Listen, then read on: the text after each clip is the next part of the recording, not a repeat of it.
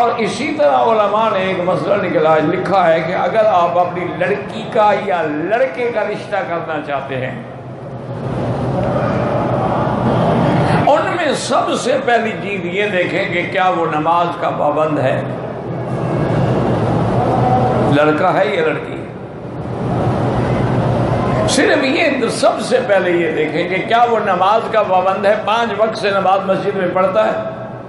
کیونکہ جو آدمی 5 وقت نماز مسجد میں پڑھے، حضور نے فرمایا فَاشْهَدُوا لَهُ بِالْإِيمَانِ، اس کے ایمان کی گواہی دو کہ پکا مومن ہے۔ اور اگر وہ نماز نہیں پڑھتا ہے یا کبھی پڑھ لی اور کبھی نہیں، تو جو اللہ کا غدار ہے وہ تیری بیٹی کا کیسے وفادار ہو سکتا ہے؟ ہم ان چیزوں کا خیال نہیں کرتے۔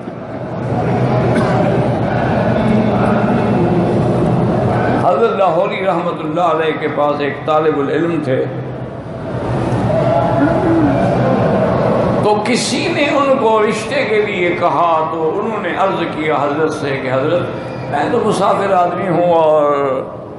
ویسے بھی میں یتیم ہوں، میرا ماں باپ بھی نہیں ہے، اب آپ ہی میرے ماں باپ ہیں، یہ رشتے کی کہہ رہے ہیں، تو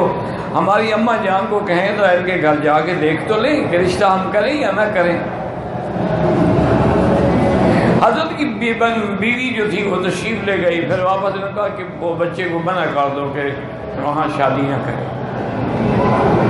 انہوں نے پوچھا بیوی کی بات کیا؟ انہوں نے کہا نماز کا وقت ہوا، میں نے ان سے کہا کہ مجھے پانی چاہیے، چوکی چاہیے بیٹھ کے وضو کرنے کے لیے، مصلی چاہیے، انہوں نے کہا تمہارے گھر میں نہیں ہے، جن کے گھر میں مصلی ہی نہ ہو، نماز ہی نہ ہو، ایسے گھر میں رشتے کا کیا معنی ہے؟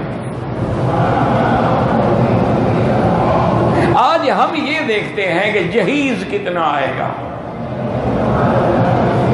آج ہم یہ دیکھتے ہیں کہ بھئی یہ کسی بڑے آدمی کی لڑکی سے اگر میرا جوڑ لگ جائے بس میں بھی تو شوٹ کروں گا نا مال دولت میں، یہ پتہ نہیں ہے کہ کل تم زندہ بھی رہو گے یا نہیں رہو گے۔ یا یہ دیکھا جاتا ہے کہ لڑکی جناب بالکل چاند کا ٹکڑا ہے، کل گر جائے، حادثہ ہو جائے، چہرے پہ داغ آ جائے، پھر کیا کرو گے؟ تو اس لیے علماء نے فرمایا ان چیزوں کا خیال رکھا کریں کہ اگر گھر میں بیٹی